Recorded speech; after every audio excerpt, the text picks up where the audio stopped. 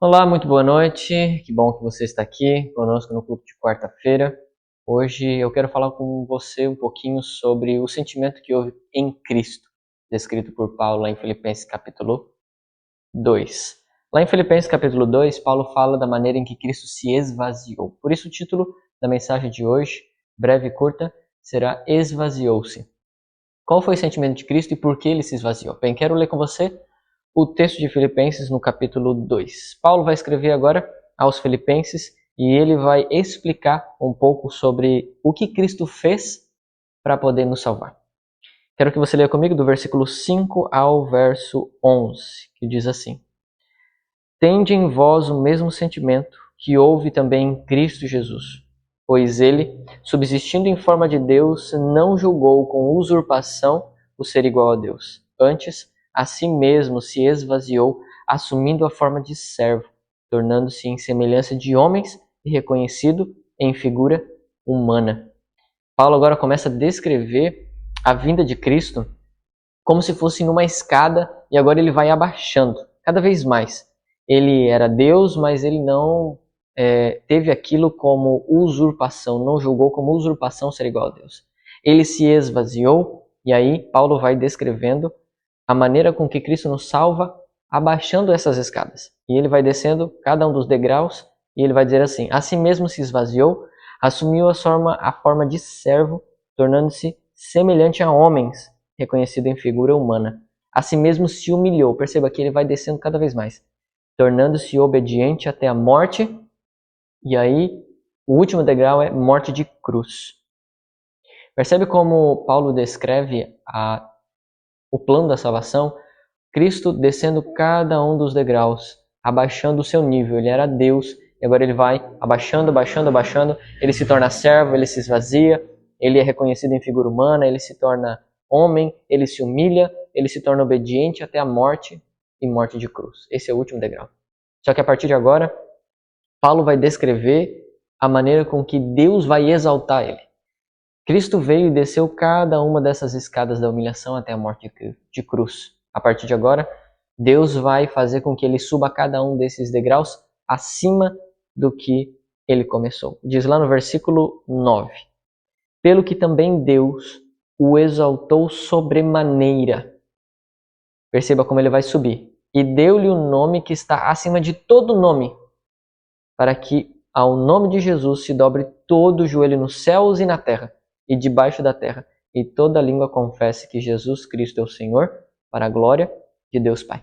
Perceba como Paulo descreve aqui para os filipenses a maneira com que Cristo ele vai descendo cada uma dessas escadas, ele vai se humilhando até a morte de cruz.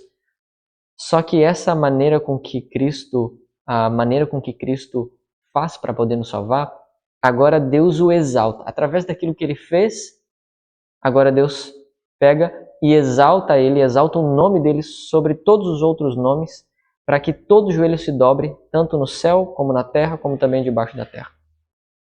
E aí no versículo 11, Paulo termina dizendo que toda língua confesse que Jesus Cristo é Senhor, para a glória de Deus Pai. Sabe, quando a gente pensa sobre a maneira com que Cristo nos salvou, eu me recordo de uma ilustração feita por um filósofo existencialista deísta chamado Soren Kierkegaard. Apesar de ele ser existencialista e deísta, não acreditar da mesma maneira que nós, mas ele tem uma ilustração muito bacana, uma história que pode nos ajudar a entender a maneira com que Cristo nos salvou. Obviamente, esse filósofo ele vai destacar somente o amor, e não os outros atributos como justiça, enfim. Mas é uma ilustração muito bacana e eu queria compartilhá-la com você. Ele diz que em certo povoado havia um rei. E esse rei ele era temido por todo mundo. Não porque ele era mau, mas porque ele tinha poder suficiente para derrotar qualquer um. E nesse reino, todas as pessoas tinham medo dele, tinham temor e respeito a ele pelo poder que ele exercia. Bem, certa feita, pelo cargo dele, rei, nós esperaríamos que a rainha fosse também no mesmo nível. O fato é que por conta da vida, do destino, vai saber o porquê, ele acaba se apaixonando por uma moça, mas uma moça muito humilde. E agora ele precisa pensar como ele vai alcançar o coração dessa moça. Não caberia bem, não cairia bem para ele, o rei de um reino tão grande, agora ficar apaixonado por uma moça plebeia lá debaixo da sociedade. E ele começa a pensar agora como ele, rei, pode fazer para conquistar o coração dessa moça. Bem, ele começa a pensar e Soren Kierkegaard vai dizer que esse rei então decide fazer algo na mente dele. Ele pensa assim, bem, como que eu faço para conseguir o coração dessa moça para que ela me ame? Ele pensa então, eu vou fazer o seguinte, eu vou trazê-la de lá da casa dela, do lugar humilde dela, vou colocar ela aqui no palácio, vou colocar roupas preciosas nela, joias preciosas, vou mostrar para ela todo o meu palácio, a minha glória, a minha riqueza, então ela não vai ter como resistir. Ela vai realmente se apaixonar por mim. Mas ele pensa e talvez ele perceba que se ele fizesse isso, ela talvez diria que o amasse, mas pela circunstância e não porque realmente esse fosse o sentimento que ela possuía por ele. Então ele pensa numa outra estratégia. Se trazer ela para o palácio poderia talvez não fazer com que ela o amasse de verdade. Talvez ela até diria que o amasse, mas será que lá no fundo ela amaria mesmo? Bem, então esse rei pensa numa outra estratégia.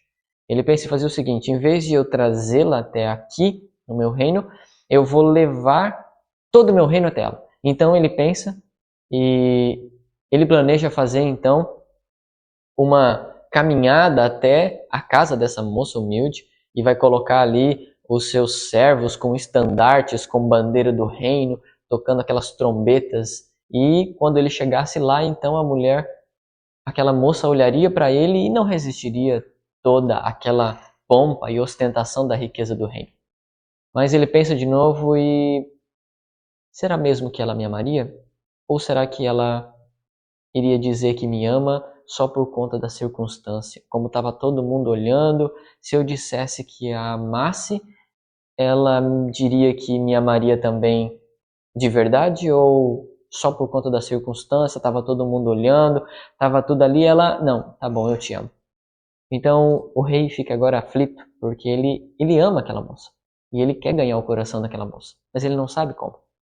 Então a ilustração termina dizendo que esse rei percebe que não teria como trazê-la para o reino dele, porque senão ele estaria minando a liberdade dessa moça. E também não teria como ele ir até lá, porque se ele fosse até lá, toda a glória, a pompa dele talvez assustaria a moça e ela simplesmente diria que o amaria, mas talvez por medo ou receio, já que ele era o rei. Então o rei percebe que essas duas estratégias poderiam estar tolhendo, cortando, tirando a liberdade dela. Então ele pensa o seguinte, bem, se eu fizer isso, talvez ela não escolha de verdade me amar. O que eu posso fazer então para conquistar o coração dela? O rei então tem uma outra estratégia. Ele tira sua roupa de rei, se veste agora com uma roupa humilde, suja e desce lá no fundo da sociedade. E agora o que ele usa já não é mais uma estratégia para conquistar o coração daquela moça. Agora ele está realmente encarnado como uma pessoa humilde, ninguém o reconhece, ele não é mais o rei. Ele agora é uma pessoa humilde, um andarilho talvez, que vai tentar agora conquistar o coração dessa moça no mesmo nível que ela. Bem, é assim que Deus conquista o nosso coração. Se Deus viesse até nós com toda a pompa, todo o poder dele, pela glória dele, nós ficaríamos espantados. Nós diríamos que nós o amaríamos, não talvez por nossa própria escolha, mas talvez forçados à circunstância. Então o que Deus faz? Deus não vem com toda a sua glória e Deus não nos leva para toda a sua glória, mas ele desce. Desce como um homem. E aqui, semelhante a nós, ele tenta conquistar o nosso coração. Bem, a parábola de Soren Kierkegaard não tem um fim. A gente não sabe o que acontece, se o rei realmente conquista o coração da moça, se a moça realmente vai gostar do rei, agora já que ela não sabe que ele é o rei. E talvez isso seja proposital, afinal, qual é a história da nossa vida? Será que Cristo desceu aqui? E agora? Será que ele vai conquistar o nosso coração? Será que nós vamos dar o nosso coração a ele? Meu desejo é que você possa reconhecer os passos que ele fez. Ele desceu lá de cima. Ele se despiu de rei para conquistar o nosso coração. Seu coração está aberto? Eu espero que sim. Esse é meu desejo para você. Peço que você feche seus olhos então nesse momento e nós vamos orar. Querido Deus, muito obrigado, Pai, porque o Senhor se humilhou, o Senhor desceu até as profundezas do abismo para poder alcançar o nosso coração. Da mesma maneira que aquele rei agora se despede do seu reino e da sua realeza, o Senhor se despediu da sua realeza por um momento para conquistar o nosso coração. Nós queremos te louvar porque o Senhor fez esse grande sacrifício, mas nós também queremos deixar o nosso coração aberto para que o Senhor possa conquistá-lo e para que possamos abrir, para que o Senhor possa habitá-lo nele. Muito obrigado, Senhor, porque o Senhor se despiu da sua realeza, o Senhor veio como homem, morreu à morte de cruz para ganhar o nosso coração, mesmo o Senhor sendo o Rei do Universo. Te agradecemos por tudo isso, em nome de Jesus. Amém. Deus te abençoe e que você tenha uma ótima noite.